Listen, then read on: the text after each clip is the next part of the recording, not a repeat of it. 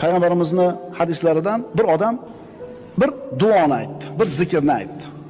Maloikalar haligi bandani aytgan zikrini nechta savob deb yozishlikni bilmasdan Robbisi subhanahu va taologa murojaat qilishdi, iltijo qilishdi. Parvardigor, Alloh bandang shunaqa bir gapni aytdi, shunaqa bir zikr qildi seni, qancha savob yozishni bilmayapmiz uni daftariga.